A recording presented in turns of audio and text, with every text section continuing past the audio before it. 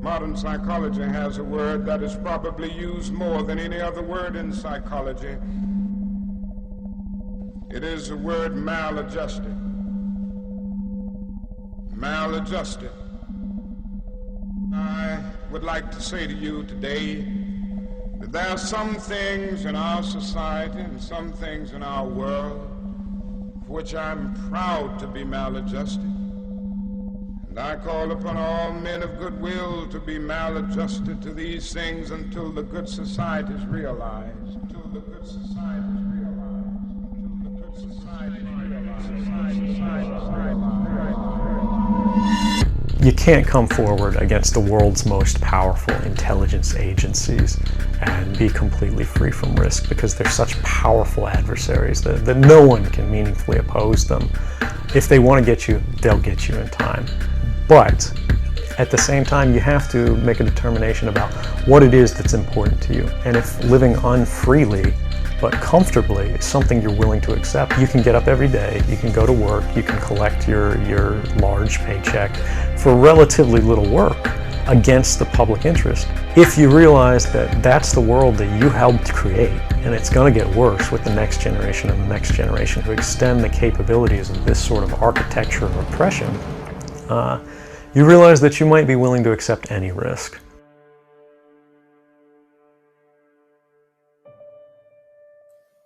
Good morning, good afternoon, and good evening to you. This is Ben McLeish of the Zeitgeist Movement UK. On this, the 28th of August 2013, on the 50th anniversary of the March on Washington for Jobs and Freedom, Dr. Martin Luther King and NSA whistleblower Edward Snowden formed this week's introductory collage. It is perhaps a surprising combination to many, since Dr. King is continually associated with what the media and the public have termed freedom, liberty, and social justice, whereas Mr. Snowden is portrayed by a large section of the media as a spy, a traitor, a whistleblower, itself an Orwellian term, and a threat to national security, despite the fact that his revelations have been of global surveillance programs characterized precisely by a lack of borders.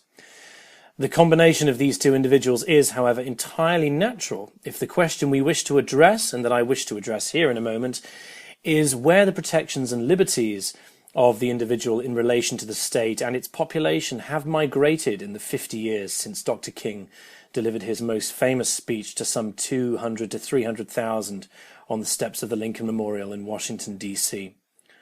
Both individuals threatened their respective established orders in major ways. Both were met with threats of violence, smears by the government, and threats of violence from its citizens.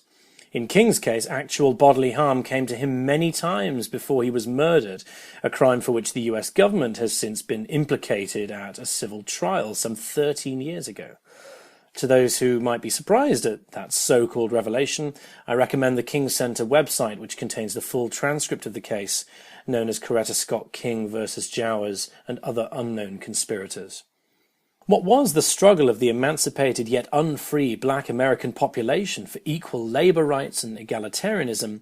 And what is the modern unseen struggle by nation-states to suppress and disable the abilities of whistleblowers in order in turn to allow its mass surveillance and tracking of the entire population to remain unexpressed and outside acceptable public discourse?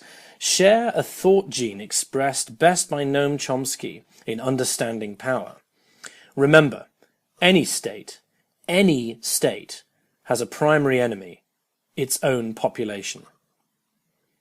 To the extent that this sentiment is true, can equality with one another be termed freedom when the ruling value program itself has adapted to treat the population of a state or of the world as debt-ridden livestock, brought out of their pens once every few years amid much noise and kerfuffle to quote-unquote vote for human beings who were then already wealthy and powerful, or will become wealthy and powerful once successfully lobbied into government by the corporate sponsors who often enable their politicians' candidacy through massive money demand? It's a long question that begs a very short answer, particularly when the incarceration of Chelsea Manning, formerly Bradley Manning, for 35 years for leaking evidence of military abuses and mass corruption is the parallel event for the memorial of Bayard Rustin's, A. Philip Randolph's and Dr. King's efforts. In a moment, we will be looking at the meaning of The Secret in an attempt to dismiss the argument that revelations of state operations somehow benefit the population or promote an ever-prized security if remained hidden.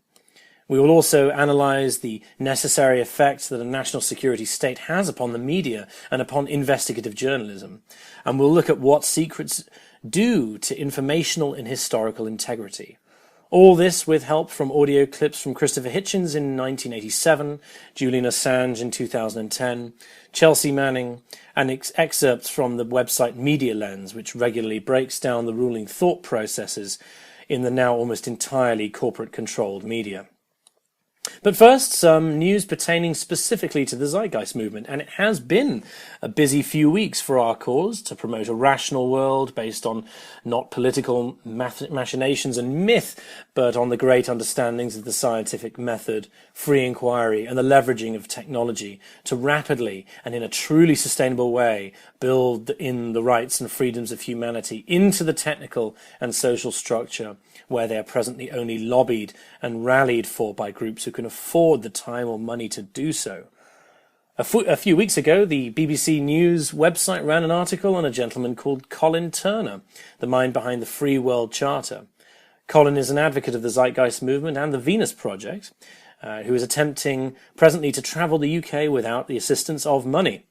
I narrowly missed having him stay at my place, but Colin has been making decent tracks across the UK without using any money at all, relying on the kindness and available resources of those he can communicate with through mobile technology and the internet and word of mouth. Here follows the article that describes Colin's journey. Colin Turner attempts to travel around the world without money. They say that money makes the world go round, but is it possible to go around the world without money? Irishman Colin Turner thinks so and is attempting to do just that. The 44-year-old Dubliner believes that a world without money is not just possible, but preferable and urgently necessary for humanity to progress. He set off on foot from his home on Sunday, travelling first to Northern Ireland and then on to Scotland. With no cash to pay for transport, food or board, Mr. Turner will be relying on his wits and the generosity of other people to help him on his way. He arrived in Glasgow on Monday. I want to do my part to show that life beyond money is not just possible, but better, he said. So I am going to begin travelling around the world without money, using only our amazing human network and the inherent goodwill of people that I know is everywhere. Principles. Mr. Turner describes himself both as a professional musician and the founder of a movement known as the Free World Charter. His charter consists of 10 principles that he believes have the potential to eradicate poverty and greed and, quote, optimize life on Earth for all species, unquote. Through his cashless global odyssey, he is preparing to put no money where his mouth is to prove that it is possible to live by his principles. For the first time in history, we have the skills and resources to create abundance in the world, eradicate scarcity and all its associated suffering through the effective use of technology. For example, right now we could build an entirely automated farm in a famine-stricken area to feed thousands of people if we didn't have to think about cost, but instead just decided to do it. We don't need money to create a futuristic and abundant society. We just need to have the vision and to start working together to make it happen, Mr. Turner said. He's leaving behind his career as a guitarist, singer and music producer in Dublin, but is prepared to sing for his supper on his round-the-world trip. Free economist. Mr. Turner is offering to work, help out or play the guitar in exchange for food or shelter, but is determined not to buy goods or pay for meals or accommodation in the usual way. And it seems there are people who are out there prepared to pick up on his tab. He said, I've already received hundreds of offers of support from complete strangers all over the world, offering me free accommodation, food and transport, which has been absolutely overwhelming and even humbling. The Dubliner acknowledges the influence of Peter Joseph's Zeitgeist Movement and Jacques Fresco's The Venus Project in the development of his own philosophy. Mr. Turner is not the first person, or even the first Irishman, to attempt to survive without cash. In 2009, business graduate Mark Boyle began a 2.5-year challenge to live without using money. Living in a caravan on a farm near Bath in England, Mr. Boyle lived off the land, growing his own food and making use of waste products that other people threw away. Being human. The self-styled free economist has now urged other people to support his fellow Irishmen. If you meet Colin Turner on the road, whether as a volunteer on your project or as a travel companion, welcome him with open arms. The work he is doing with the Free World Charter is of great importance, Mr. Boyle said. Mr. Turner, who intends to head north from Dublin towards Scotland, down to England and then to mainland Europe, said people must learn to trust each other and work together again. There's a lot of stuff we need to relearn about being human. So we may as well get started, he said. It's a remarkable story, and you will notice it quotes, it mentions Peter Joseph and the Zeitgeist Movement and Jacques Fresco and the Venus Project directly.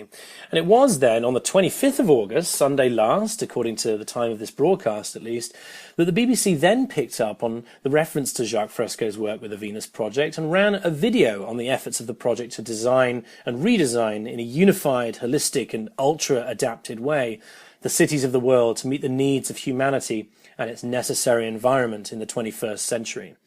Jacques, a now 97-year-old industrial designer and social engineer and sometime collaborator with the Zeitgeist Movement, indeed a great inspiration, along with Bucky Fuller and other engineers of our worldview, was showcased in what came to be the most shared video on the BBC site for the next few days, garnering something like 10,000 shares on social media sites.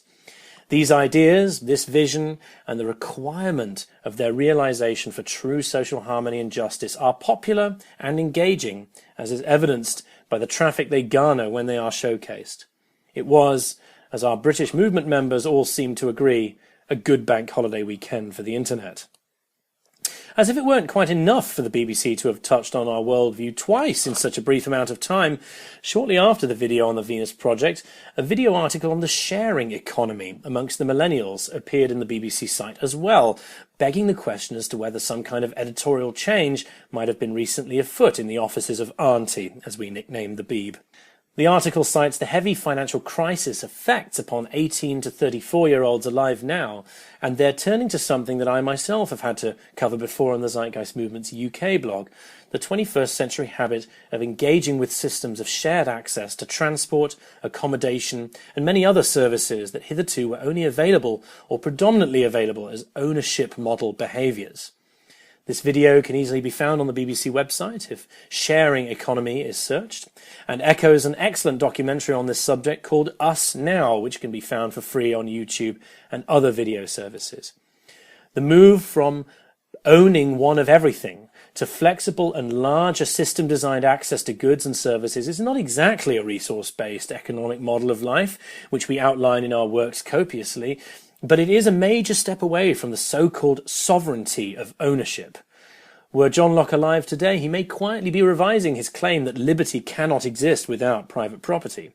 Truly, the understanding is emerging that ownership, or external restriction of a particular good, service, or other form of societal good, is not in fact itself a right, but that ownership is in fact the resulting behaviour of a technical limitation of the ability to access said good or service in any other way.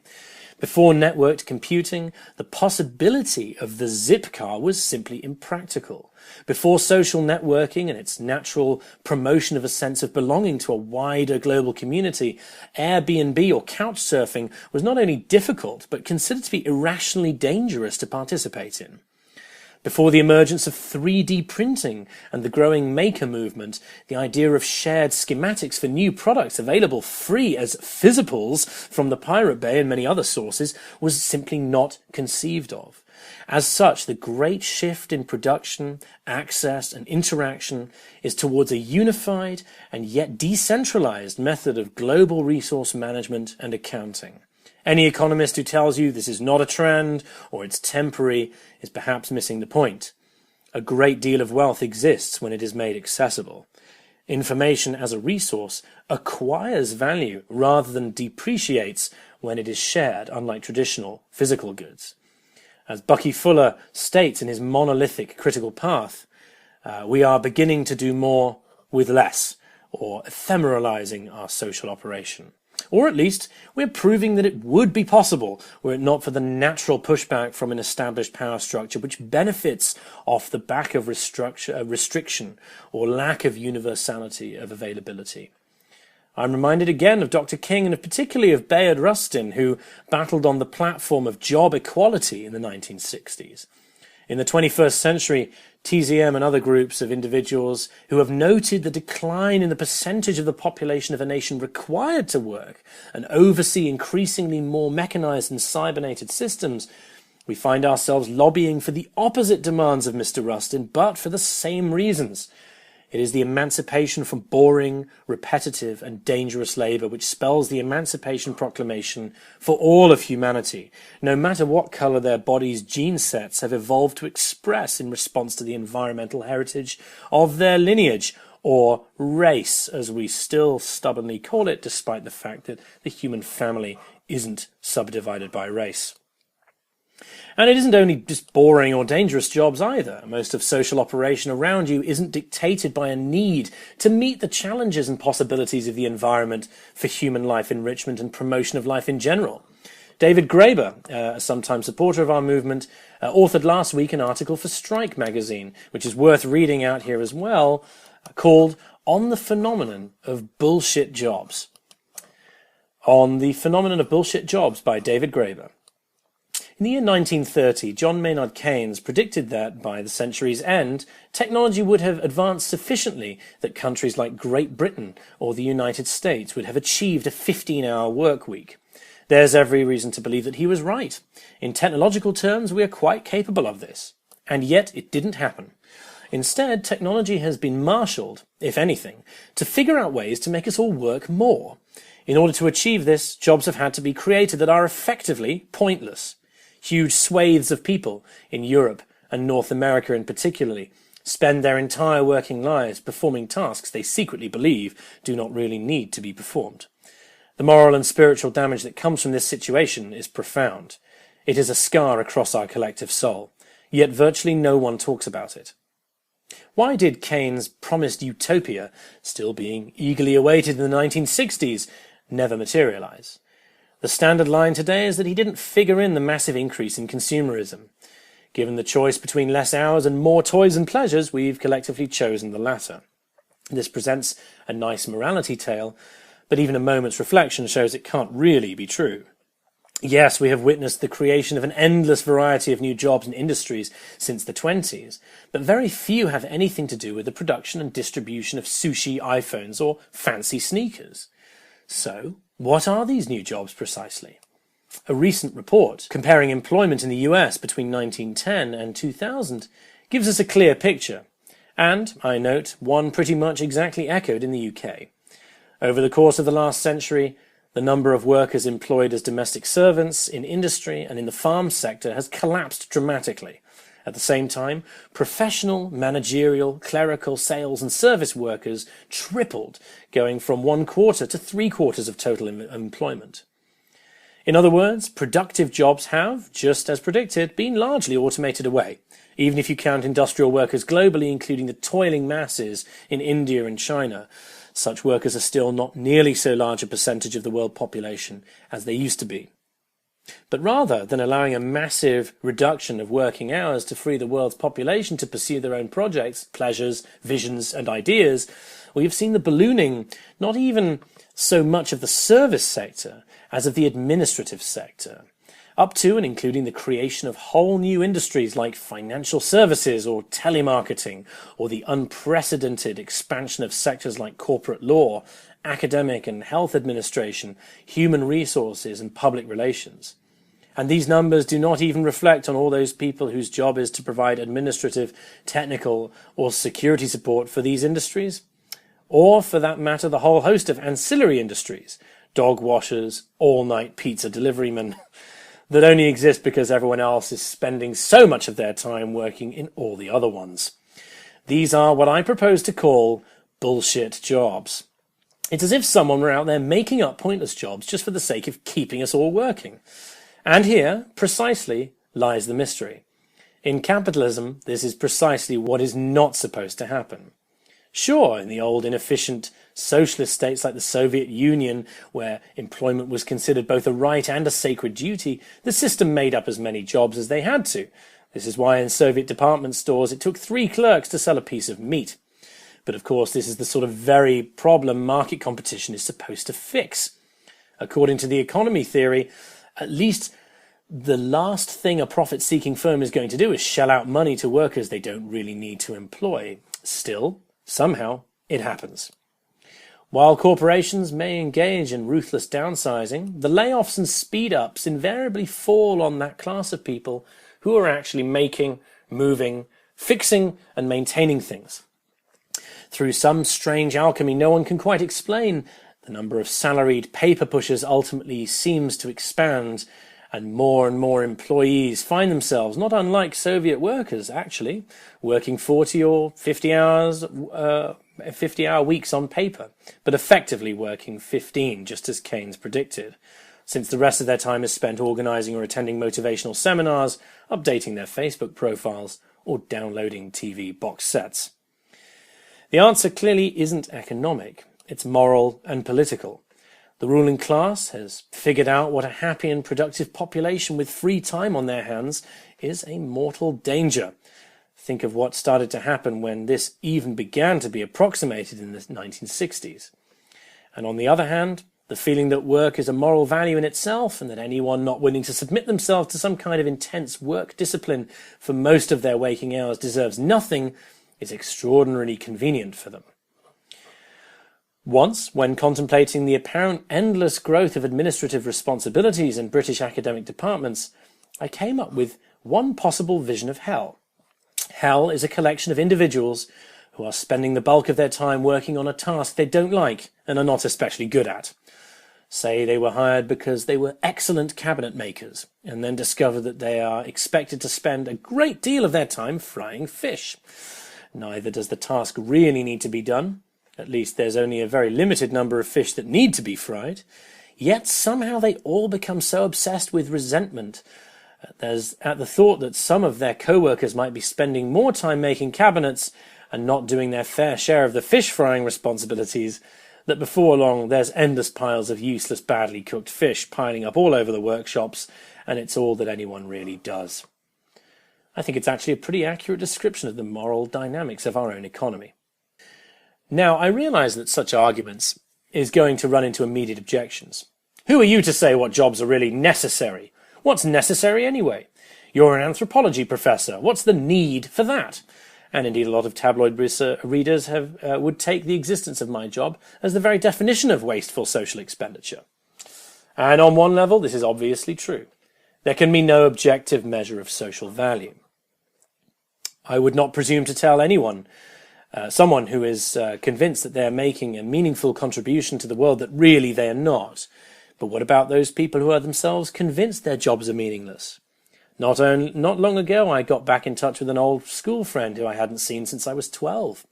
I was amazed to discover that in the interim he'd become a poet, then the frontman in an indie rock band. I'd heard some of his songs on the radio, having no idea who the singer was someone I actually knew. He was obviously brilliant, innovative, and his work had unquestionably brightened and improved the lives of people all over the world. Yet after a couple of unsuccessful albums, he'd lost his contract, and plagued with debts and a newborn daughter, ended up, as he put it, taking the default choice of so many directionless folk, law school. He's now a corporate lawyer working in the prominent New York firm. He was the first to admit that his job was utterly meaningless, contributed nothing to the world, and in his own estimation should not really exist. There's a lot of questions one could ask here, starting with, what does it say about our society that it seems to generate an extremely limited demand for talented poet-musicians, but an apparently infinite demand for specialists in corporate law? Answer, if 1% of the population controls most of the disposable wealth, what we call the market reflects what they think is useful or important, not anybody else. But even more, it shows that most people in these jobs are ultimately aware of it. In fact, I'm not sure I've ever met a corporate lawyer who didn't think their job was bullshit. The same goes for almost all the new industries outlined above. There is a whole class of salaried professionals that, should you meet them at parties, admit that you do something that might be considered interesting, an anthropologist, for example, we will want to avoid even discussing their line of work entirely. Give them a few drinks and they will launch into tirades about how pointless and stupid their job really is. This is a profound psychological violence here. How can one even begin to speak of dignity in labour when one secretly feels one's job should not exist? How can it not create a sense of deep rage and resentment? Yet, it is the particular genius of our society that its rulers have figured out a way, as in the case of the fish fries, to ensure that rage is directed precisely against those who actually do get to do meaningful work. For instance, in our society, there seems a general rule that the more obviously one's work benefits other people, the less one is likely to be paid for it. Again, an objective measure is hard to find, but one easy way is to get a sense is to ask, what would happen were this entire class of people to simply disappear? Say what you like about nurses, garbage collectors, or mechanics, it's obvious that were they to vanish in a puff of smoke, the results would be immediate and catastrophic. A world without teachers or dock workers would soon be in trouble, and even one without science fiction writers or ska musicians would clearly be a lesser place.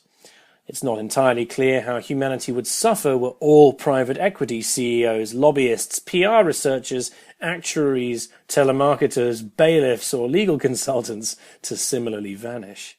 Many suspect it might markedly improve. Yet, apart from a handful of well-touted exceptions, doctors, the rules hold surprisingly well. Even more perverse, there seems to be a broad sense that this is the way things should be. This is one of the secret strengths of the right-wing populism. You can see it when tabloids whip up the resentment against tube workers for paralysing London during contract disputes. The very fact that tube workers can paralyse London shows that their work is actually necessary, but this seems to be precisely what annoys people. It's even clearer in the US, where Republicans have had remarkable success mobilising resentment against school teachers or auto workers, and not, significantly, against the school administrators or auto industry managers who actually cause the problems, for their supposedly bloated wages and benefits. It's as if they're being told, but you get to teach children or make cars. You get to have real jobs. And on top of that, you have the nerve to also expect middle-class pensions and healthcare. If someone had designed a work regime perfectly suited to maintaining the power of finance capital, it's hard to see how they could have done a better job. Real productive workers are relentlessly squeezed and exploited. The remainder are divided between a terrorized stratum of the universally reviled, unemployed, and a larger stratum of those who are basically paid to do nothing in positions designed to make them identify with the perspectives and sensibilities of the ruling class, managers, administrators, and so on, and particularly its financial avatars, but at the same time foster a simmering resentment against anyone whose work has clear and undeniable social value. Clearly, the system was never consciously designed. It emerged from almost a century of trial and error. But it is the only explanation for why, despite our technological capacities, we are not all working 3 to 4 hour days. End of article. The Economist magazine has since issued a response to Graeber's article, but which is also worth reading for an alternative view to Graeber's. But all in all, I think you'd have to agree, a fascinating antidote to the endless droning chants of rights for workers and more jobs for the population. It ends up seeming to me like the demands of a slave for an upgrade to the whip which rends his back. It appears at best a misplaced sense of priority, and at worst, like a form of ill-informed masochism. A final piece of news is that we at the Zeitgeist Movement have been authoring our first book, which is a revision of the orientation guide first put out in 2009. We now have more essays on the way, which dissect more closely the elements of systems theory, which I very obliquely alluded to in this broadcast when it came to things like Airbnb. These will be coming up in the upcoming weeks, and the final essays will be out hopefully before the end of September. And with that, and some supporting online-only materials in the form of rewritten lectures to act as appendices, TZM will have its worldview outlined with footnotes, citations, and references for anyone to read. The prior orientation essays can already be found under the orientation guide section at thezeitgeistmovement.com. So I now want to turn, as promised, back to our overarching subject, which in this week of remembrance of the great and honourable struggles of Dr. King and the black community 50 plus years ago, circles the integrity of the individual when questioning power and the incumbent zeitgeist. On January 9th, 2010, the following message reached the WikiLeaks servers along with large log files and a video which would later be termed collateral murder, and which has, in a single YouTube post, garnered 14 million views alone. The files were described most powerfully by the accompanying message. Quote, "Items of historical significance of 2 wars, Iraq and Afghanistan, significant activity, SIG Acts between 00001 January 2004 and 2359-31 December 2009. Extracts from CSV documents from Department of Defense and CDNE database. These items have already been sanitized of any source identity information. You might need to sit on this information for 90 to 180 days to best send and distribute such a large amount of data to a large audience and protect the source. This is one of the most significant documents of our time, removing the fog of war and revealing the true nature of 21st century asymmetric warfare. Have a good day." The author was Bradley Manning, now known as Chelsea. The revelations, forming the largest trove of state secret documents ever to make it into the public domain, have largely shaped the news cycles since 2010 in all meaningful ways. Diplomatic cables, the war logs of Afghanistan and Iraq, and the brutal collateral murder videos showing US aircraftmen begging for the chance to, and being granted the chance to open fire on civilians, including a Reuters cameraman, before then opening fire on a truck that knowingly contained children, will go down as an ineradicable memory in my conscious life. So will the memory of the news that Manning was herefore sentenced to 35 years, with a minimum of 8.5 years to be served before parole, which hit me like the death of a family member when it became known. The only consistent message that has followed from the mainstream media since the first revelations by WikiLeaks, and the general public who regurgitate this point, unthinkingly, is that Manning deserves his fate because he endangered US interests with these revelations. It is perhaps most entertaining to hear this plea made by non-US citizens, who seem not to realise that US interests and their own are not being sourced from the same song sheet. However, let me defer to Christopher Hitchens during a Meet the Press event in 1987 to enlarge on this particular subject of national security and secrets versus security and knowledge. The supreme symbol of this want of right and unevenness of tradition is the Official Secrets Act. Official Secrets Act was rushed through Parliament at a time of spy fever during the First World War, when the royal family, for example, was changing all its German titles to English ones and repudiating its German citizenship, and there was a tremendous wave of chauvinism sweeping the country. Dachshunds were found disemboweled in Hyde Park, all this kind of thing. A law was passed that said that anyone giving any kind of aid and comfort of any sort and so forth to the German branch of the British royal family, as in fact was the other side in this war, would suffer the full penalty of the law without being told why. Now this bill has been promised, it has been promised by every government elected since. This bill will be repealed since it is on its own face absurd and unjust, but every incoming government has found it unrepealably convenient. It is modelled on the dream of any state power. It is a law that permits the government to do anything. The essence of the Official Secrets Act is its definition of secrecy. It doesn't say that the government can define what is national security or is in the national interest. It says that the government can define what is a secret.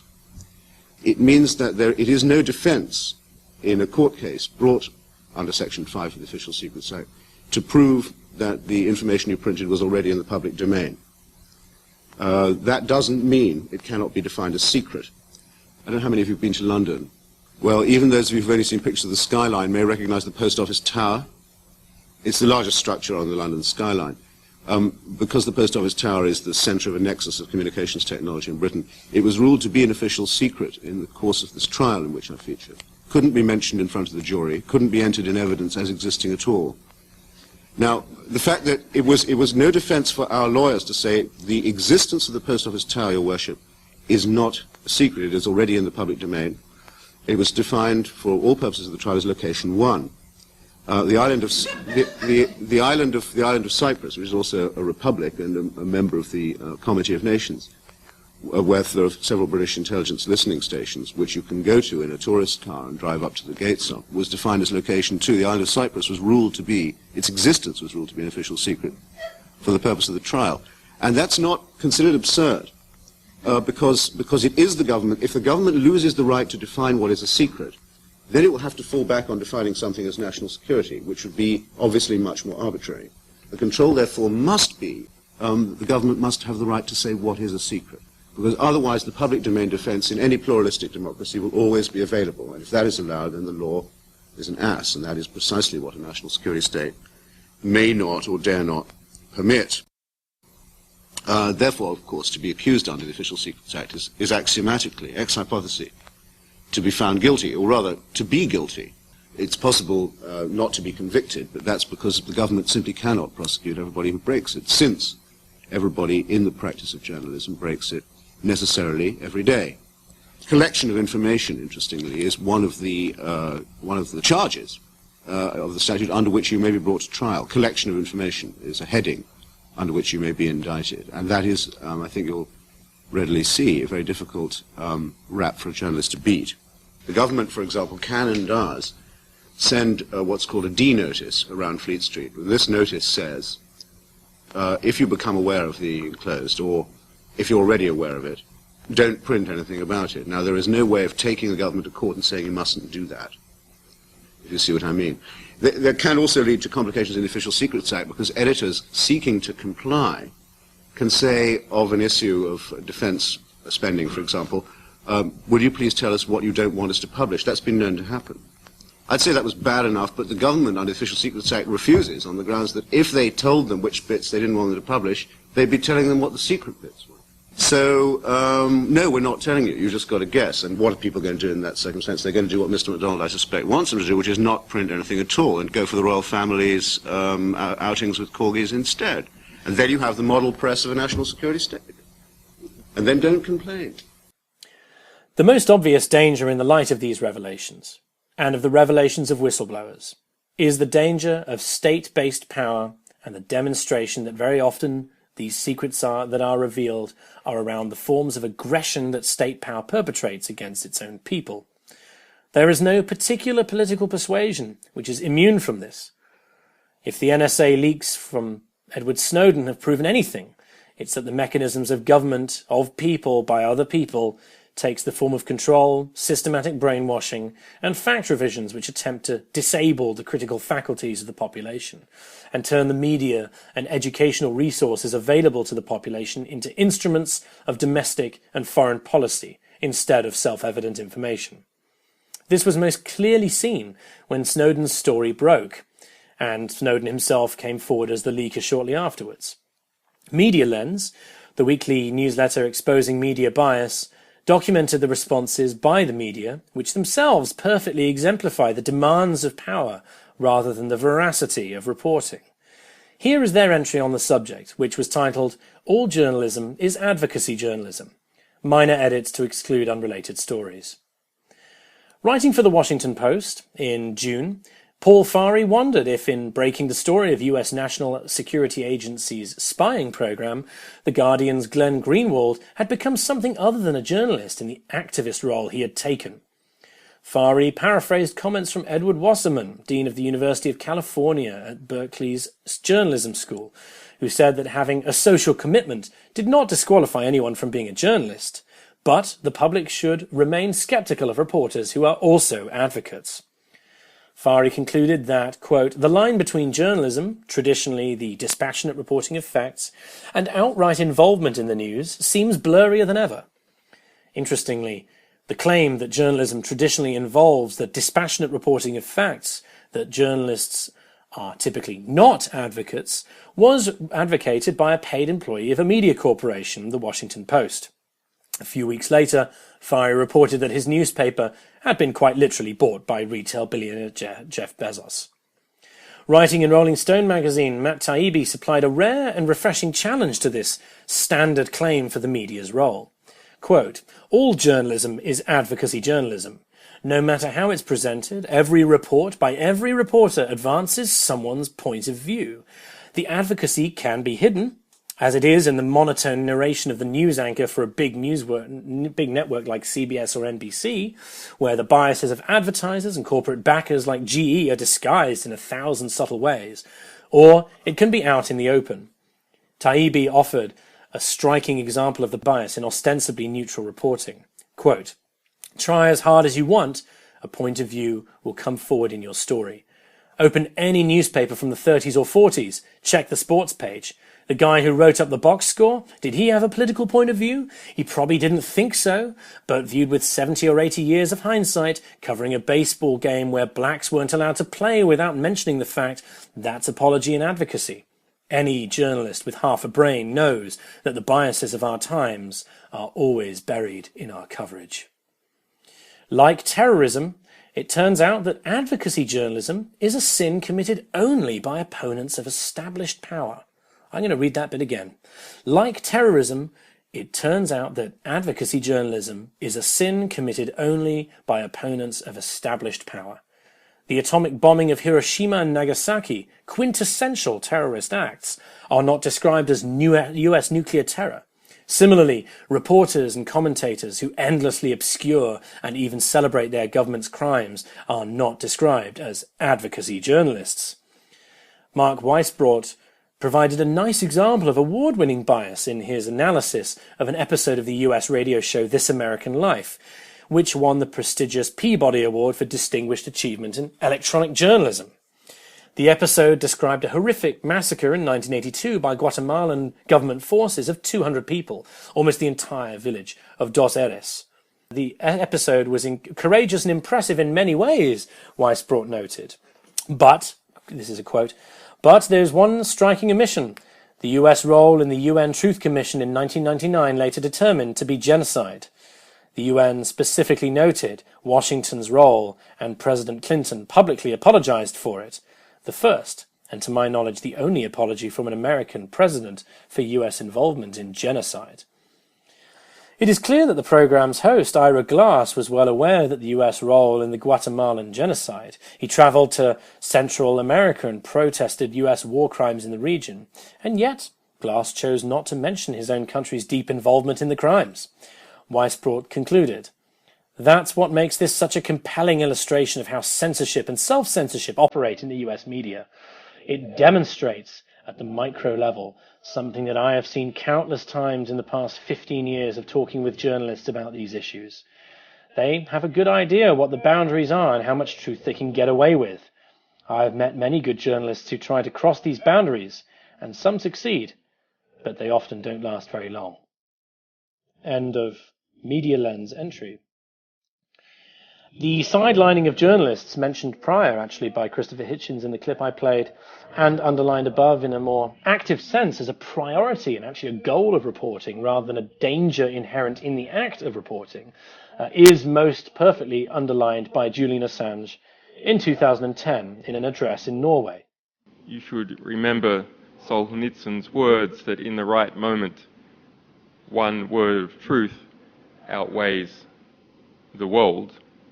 In 1953, after Stalin died, Beria, the NKVD chief, the chief of the secret police, fell out of favor and was executed. And the great encyclopedia of the Soviet Union had an entry on Beria, 3 pages, and the publisher sent out a replacement to say that this must be removed and be replaced by an expanded version of the Bering Strait, that body of water between Vladivostok and Alaska. And into every library that bit of paper passed and was pasted in some cases by some librarians, not in others, into the Soviet encyclopedia, ripped out in other cases, but always the glue still visible. But that's not true anymore in the West, because archives of information have been centralized on computers. The Guardian's archives are only in one place. They're not in libraries all across the nation that people look for. They're only looked for on the internet. And because of copyright legislation, they're not copied elsewhere to other places on the internet. So when something disappears from the archives, the electronic archives of the West, to which all information is moving into, it is gone forever. It has not only ceased to have existed, it has ceased to have ever have existed. And when you go to those web pages that have been removed from Western papers, you won't see the tail lines. You will just see page not found. You won't see anything in the index at all. We are now approaching the state of Orwell's perfect dictum that he who controls the present controls the past. He who controls internet servers controls the intellectual record of mankind, and by controlling that, controls our perceptions of who we are, and by controlling that, controls what laws and regulations we make in society. So the specific example that I'd like to give, and there are many, many hundreds of these, and no doubt most of you are not aware of them, is a litigious billionaire by the name of Nahdimi Auchi, the fifth richest man in the UK at one stage, whose birthday painting was signed by 146 members of the House of Commons. A very well-connected man, connected politically, connected in business, and connected in the social establishment of the UK. He attempted to remove, through legal threats, articles about his conviction for corruption in France in 2003, in the Elf Aquitaine scandal. And he just sent legal threats. He never went to court.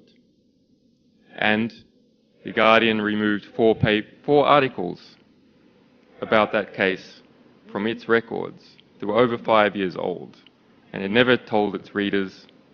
They're removed from the index. When you follow links to them, you'll just see page not found. And so did the Times, and so did the London Independent, and so did major internet companies in the United States.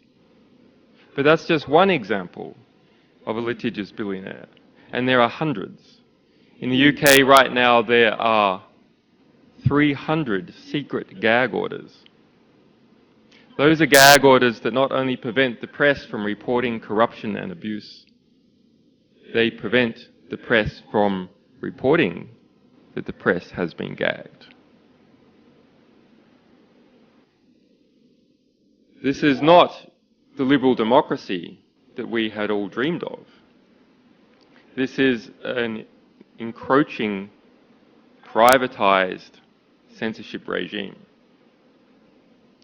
And just like everything else in the West that becomes privatized and fiscalized, censorship also is not only a mechanism that is implied by the state.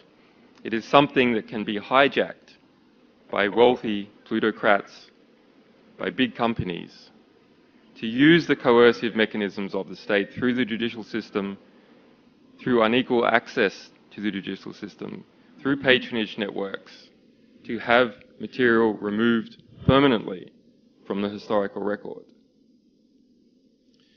So in the West, and we are after all in Norway, we should not be too proud about our sense that there is no state censorship, because we have privatized state censorship. We have made it more complex and not as obvious. It is not a brute hammer anymore. It is a sophisticated device, like money laundering through Caribbean tax shelters is a sophisticated device where the brutality is hidden in its complexity. Similarly, when we see the path that countries like the United States, which once had a proud tradition of freedom of the press, is going down, we have to question whether it is really holding those values anymore and what we should do about it. If we don't have Western countries as a beacon on the hill for Enlightenment values, what countries are left to hold that value? Those of you who are familiar here with World War II, may remember the statement that was put by the Nazis on front of concentration camps, that work brings freedom, an idea that Himmler had when he himself was imprisoned. But in my investigations of exposing documents which include many abuses by the United States military, which include the main manuals for prison camps like Abu Ghraib, Bagram, and Guantanamo, I have seen pictures on the front of those camps of their slogans. So guess which camp has honor bound to defend freedom on the front of it? The defense of freedom as a value is on the front of Guantanamo Bay. And I say, as a perversion of the truth, that that slogan is worse than work brings freedom. It can seem daunting when one realizes that not only is action to disclose and unmask the violence and corruption of what John Perkins has termed the corporatocracy, is actually discouraged by giant prison sentences and inbuilt mass surveillance. But in fact, there is an active moulding of the journalistic sphere into a conduit for sanitized and undefiant reporting. The press itself becomes a reinforcer of the zeitgeist, no matter what revelations are made. No matter quite how much you learn, you are the victim of giant breaches of privacy. The knee-jerk is to shoot the messenger. This is the least new element of this entire screed. It is the reason why George Orwell already said so many years ago that in a time of universal deceit, telling the truth is a revolutionary act. There is no resolution to these interferences and corruptions while the human race continues to run the affairs of existence in a way that is itself a corruption of functional and foundational habitation on the planet. No whistleblower laws will protect the voice that speaks out against established interest. No wars are avoided by voting. War and violence continue as necessary ruling value paradigms in a system that is based on acquisition from others and the cults of nation-states and so-called sovereignty. It is the emerging paradigm of global existence and falling into line with the natural laws in which we are system-bound that we eradicate what Dr. King fought in the symptom of racial inequality and what today's activists fight in the symptom of having to whistleblow power abuse. It is the divide between our present group behaviors and the nature-dictated priorities of actual public health and life needs that exactly matches the disharmony of each generation that lands in the social system it neither intended nor finds useful. Perhaps you find this to be a utopian ideal. Perhaps it seems so impossibly distant from our present state. Perhaps you cannot see how we get as a species and a planet from here to there. Perhaps it seems as daunting as the 28th of August 1963 versus the 28th of August 2013. Perhaps I'm just a dreamer. I have a hope that our generation's educational efforts will birth the minds that will successfully shape the future of everyone, and not just a few who rule the many. I have a dream that our technology, employed not as a magnifier of incumbent power, but as the resolution of it, will finally resolve the tensions and violence that their hitherto misapplications have so magnified. I have a dream that one day the idea of thinking in terms of countries will be as offensive to the average human being as discussing races is now to an increasing proportion of people. I have a dream that our copious waste will be managed into copious abundance. I have a dream. So even though we face the difficulties of today and tomorrow,